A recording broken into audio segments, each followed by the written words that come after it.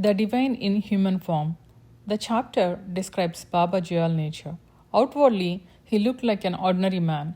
He lived by asking for alms, carrying a small stick called satka, and wore simple torn clothes.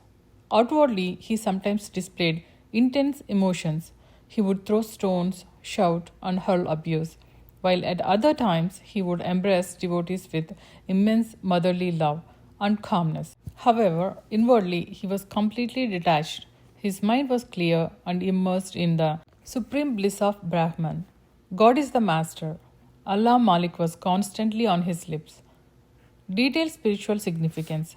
To the casual observer, Baba outward behavior could sometimes seem like Baba would suddenly become angry, shout, or act unpredictable.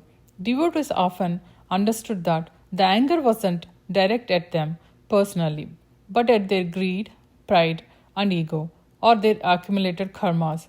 The intensity of Master's outward behavior was literally clearing out the inside. By burning away energetic blocks and past karmic debts, so the devotees wouldn't have to suffer them in the future. Master often used routine tasks like asking for food, making someone wait, or demanding a specific task as a distraction while the physical action was happening on the outside. The actual work was happening invisibly on the inside of the devotee, shifting their consciousness. How the devotees reacted to Baba's behavior was the real test. If Baba asked them to do something that made no logical sense, the devotees' action of simply obeying without question broke down their own rigid ego and intellect. It taught absolute surrender. By keeping the devotees constantly on their toes, wondering what Baba would do next, the master successfully pulled their attention away from worldly anxieties and keep their minds entirely focused on the divine. Ultimately, the interplay of actions was about emptying the devotee. You cannot pour fresh water into the cup that is already full of muddy water.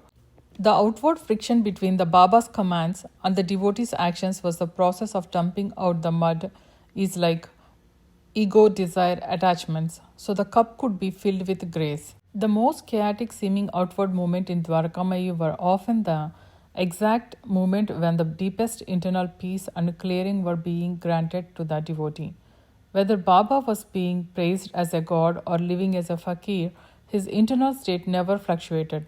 He represents the entire universe incarnated in a single human form, teaching us that true peace is found within, regardless of external circumstances. Let's chant together in the comments Om Sai Ram.